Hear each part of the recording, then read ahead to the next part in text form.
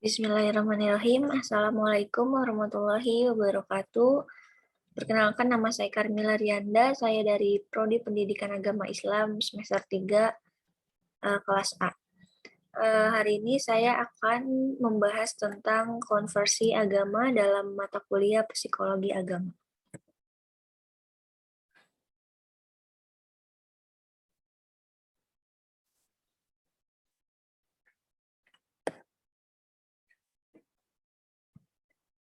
Sebentar.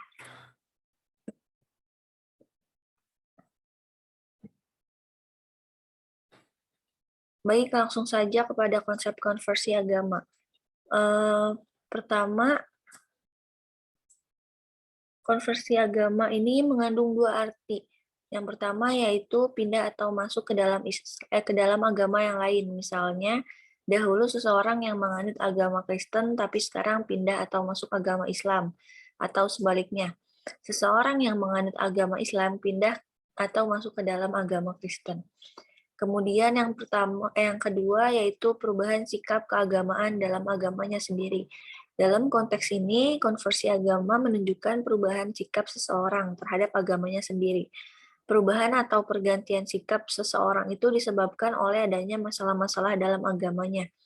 Hal ini menunjukkan peningkatan di dalam pemahaman atau pengalaman seseorang terhadap agamanya. Misalnya, seorang tidak taat melaksanakan amalan-amalan agamanya, tetapi setelah terjadinya konversi agama atau perubahan sikap pada dirinya, ia menjadi taat dalam melaksanaan agama dan meninggalkan tradisi-tradisi keagamaan yang ada dalam agamanya.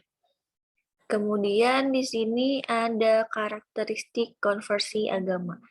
Yang pertama yaitu ada terjadinya perubahan arah dan pandangan hidup atau keyakinan seseorang terhadap agamanya yang diyakini. Sehingga ia merubah pandangannya hidupnya dengan cara pindah atau masuk agama yang baru. Kemudian yang kedua, terjadinya perubahan atau pandangan atau paham-paham keagamaan dalam agama yang dianutnya. Kemudian yang ketiga, ada terjadinya perubahan arah atau pandangan hidup itu secara mendadak atau secara berproses.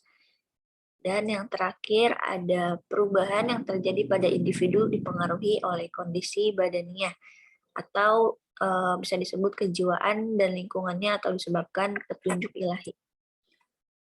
Kemudian di sini ada bentuk-bentuk konversi agama. Yang pertama, tipe volitional atau perubahan bertahap.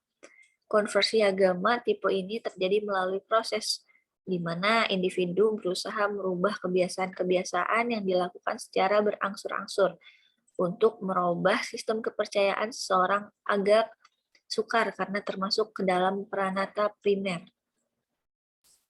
Kemudian yang kedua, tipe self-surrender atau perubahan drastis. Di sini konversi agama tipe ini terjadi secara tiba-tiba. Biasanya perubahan sikap keagamaan tipe self-surrender ini tidak melalui proses yang lama atau panjang.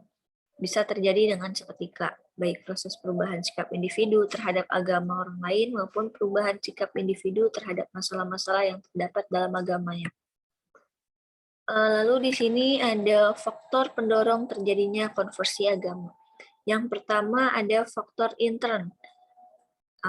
Ada di sini faktor kepribadian, yaitu tipe kepribadian penyedih atau sering dilanda konflik dan frustasi yang dapat menimbulkan keraguan-keraguan, kebingungan, was-was, dan kebingungan jiwa yang mendalam seperti mengasingkan diri atau uzlah. Betapa bahkan konflik jiwa ini bisa menyebabkan terjadinya konversi agama bagi pelakunya.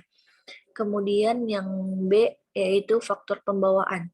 Anak sulung dan anak bungsu biasanya tidak mengalami tekanan batin. Anak-anak yang kelahirannya pada urutan antara kedua yang sering mengalami stres jiwa, kondisi yang berdasarkan urutan itu banyak mempengaruhi terjadinya konversi agama. Dalam diri ini, individu selalu terjadi pertentangan batin, misalnya pertentangan antara baik dan buruk, cinta dan benci, dan sebagainya. Faktor-faktor ini turut pula terjadi konversi agama pada individu. Dan yang C yaitu konflik kejiwaan atau ketegangan perasaan. Misalnya mereka tidak mampu membiayai keluarga atau diberhentikan dari pekerjaan atau bisa disebut PHK. Dan ada pula karena faktor keretakan keluarga lalu diusir oleh keluarganya. Kemudian di sini yang kedua ada faktor yang A, faktor keluarga, keretakan keluarga, ketidakserasian, belainan agama, kesepian, kesulitan, atau mendapat pengakuan kerabat dan lainnya. Penyaluran dengan cara minuman keras, berandalan, berjudi, berkelahi, bahkan perbuatan-perbuatan yang membawa mereka kepada konversi agama. Kemudian yang B, lingkungan tempat tinggal. Seseorang yang tinggal di lingkungan orang baru atau belum dikenalnya, ia merasakan hidup sendiri, tidak ada teman atau kenalan sehingga ia merasa kesepian.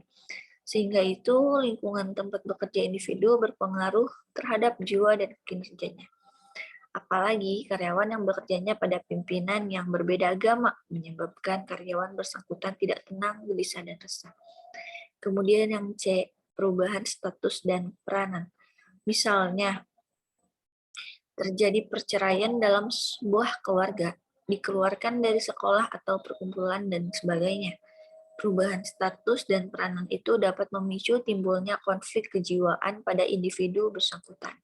Di satu sisi, kondisi kejiwaan seperti itu menjadikan individu broken home.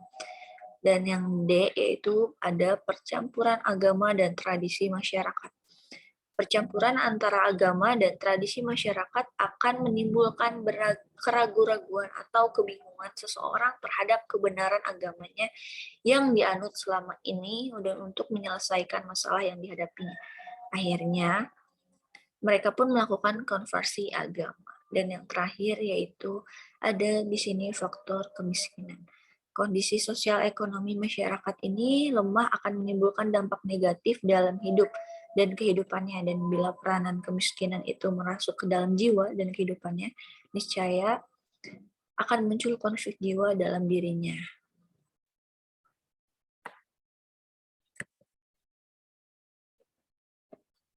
Baik, mungkin itu saja penjelasan dari saya, kurang lebihnya semoga